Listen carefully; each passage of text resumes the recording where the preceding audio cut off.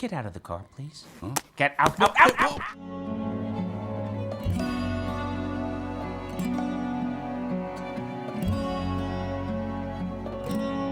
Who's behind these Pixar films? For several generations now, viewers have known and loved Pixar movies. The company revolutionized animation both technically and in its approach to storytelling. Each Pixar project is both entertainment and a reason to think about difficult issues. That is why the company's movies are equally popular with children and adults. Among the leading authors who determined the style of the studio is Pete Docter.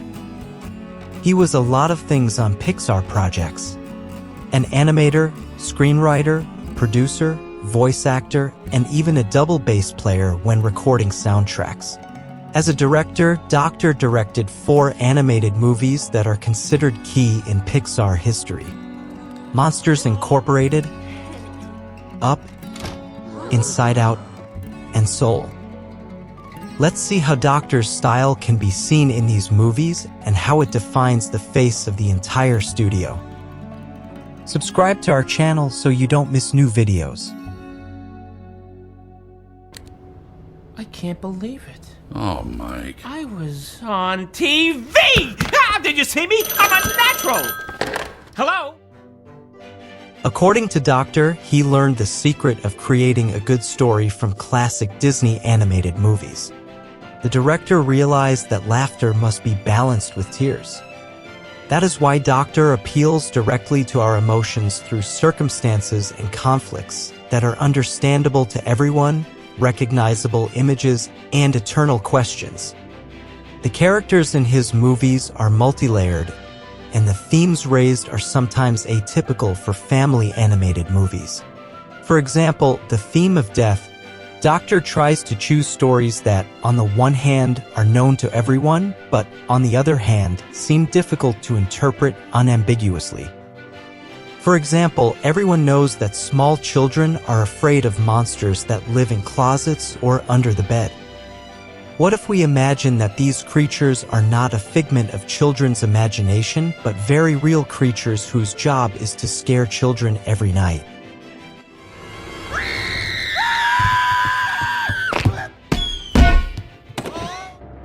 It's no secret that all our thought processes are based on emotions. But what if we try to visualize our feelings and find out what kind of life our subconscious lives? I'm too sad to walk. Just give me a few hours. Every person on Earth once faces death, after which it seems there is nothing more. But suddenly life after death exists, and you can go on a journey with other souls and find the meaning of existence even in another dimension. Based on such life situations, Pete Docter manages to talk about complex things simply and create stories that are entertaining and poignant at the same time.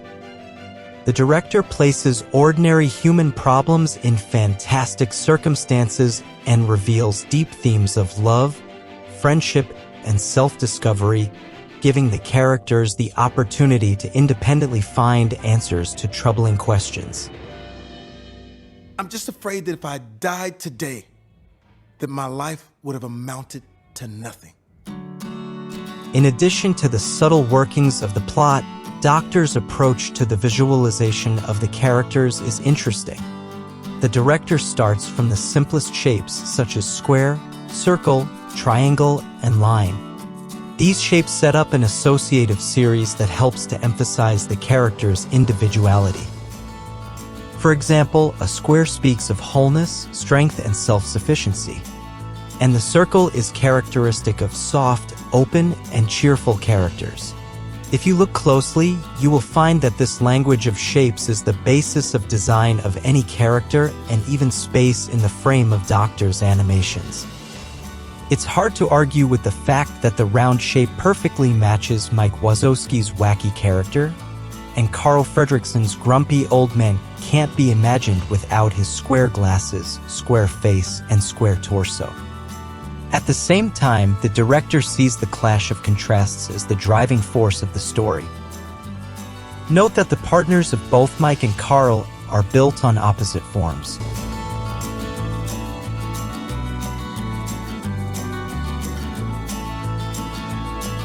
Docter combines simplicity at the core of his animation films with innovative complexity in the details.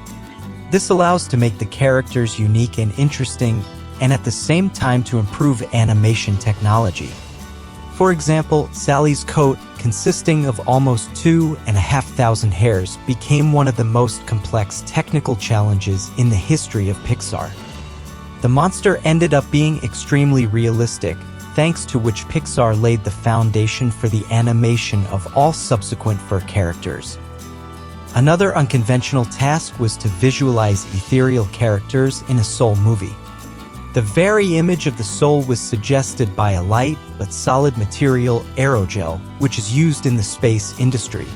The characters were to be translucent and bodiless, yet not resembling gloomy ghosts, but light and bright without harsh shadowy contours. The curatorial characters were inspired by the Cubist paintings of Pablo Picasso.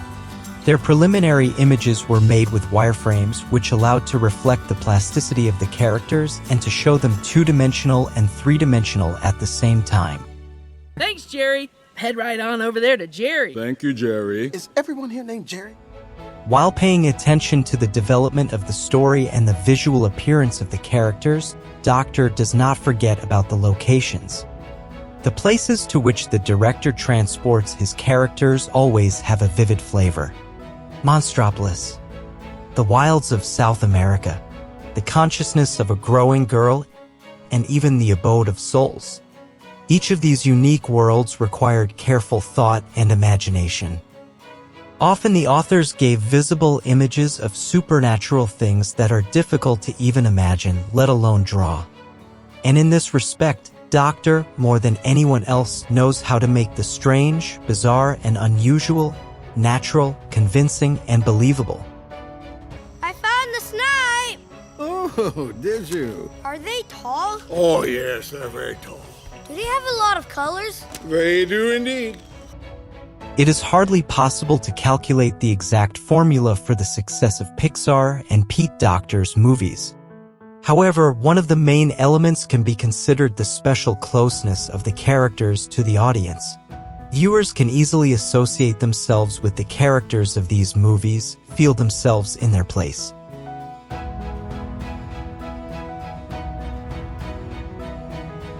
With all the animated conventionality of Pete Docter's stories seem to be taken from real life. And as in life, in the director's movies there is a place for joy and sadness, kindness and anger, laughter and tears.